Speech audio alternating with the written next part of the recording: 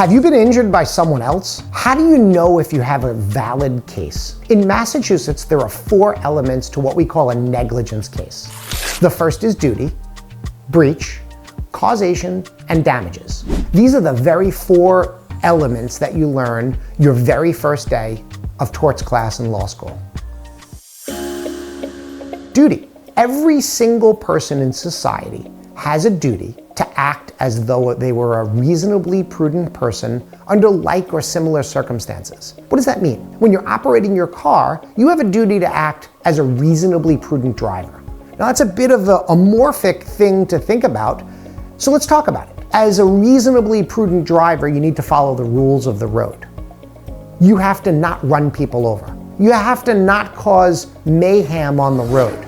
You have to act like a reasonable person behind the wheel. And if you're not acting like a reasonable person on the road, you're gonna be in breach of that duty. So you have your duty to act reasonable. If you're not acting as a reasonably prudent person of like or similar circumstances, you have breached that duty.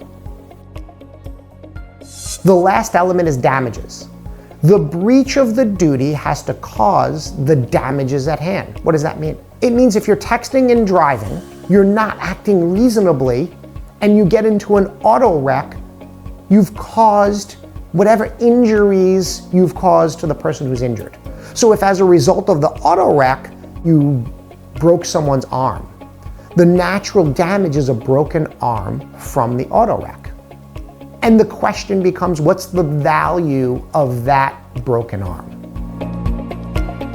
Juries and courts and insurance companies will look at various factors to determine damages. There are measures of damages, and there are different factors that juries and courts and insurance companies use. Lost wages is a good example. A second example is a loss of earning capacity. As a result of the crash, as a result of the injuries you sustained, you were unable to make as much money as you otherwise could. That's loss of earning capacity. Medical expenses. Medical expenses are a really big one in damages. Insurance companies look at the amount of medical expenses, and that becomes a measure of your damage. It's a sum certain. It's an easy number. Another example is property damage. That can be a component of it. Loss of use. Another big example, and this is kind of the amorphic one, is conscious pain and suffering. How much money is it worth? What's the value in having to go to the doctor 3 times a week? Of having to go for physical therapy multiple times a week? Of not being able to spend that time doing the things that you like or want to do because you're being forced to go to physical therapy, hospitals, doctors? Or in catastrophic injuries, how much is it worth for the amount of time that you're in a hospital bed?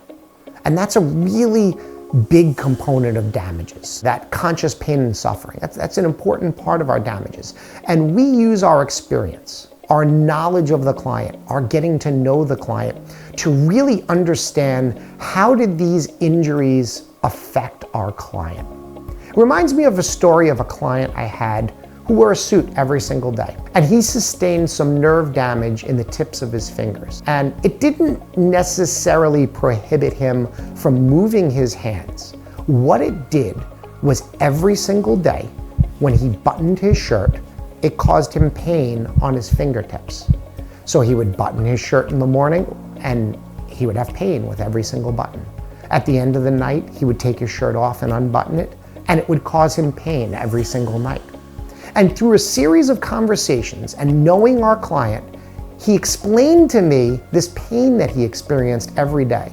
Now, this story is one that I don't think a lot of lawyers would have learned about if they didn't get to know their client, if they didn't spend the time to care about what's going on in that client's life. Things like picking up their grandchildren, going and playing golf with their kids, or even skiing with their kids are all things that sometimes are overlooked. I had another case with a client that explained to me, and maybe I'm dating myself, this is before rearview mirrors and cameras, that every time he looked over his shoulder, it caused him pain and he had a difficulty to do it. And this was something that we learned from really talking to our clients and finding out what's going wrong, what's affecting them. And we use all of those stories and all of those knowledge to create a story for the insurance company and to create one for the jury of who our client is and how this event, how this motor vehicle wreck affected our client's life.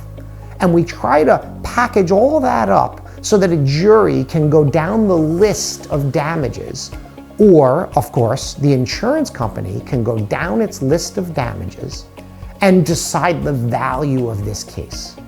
And we want to make sure that early on they're setting the value of their case, their reserves, as high as possible.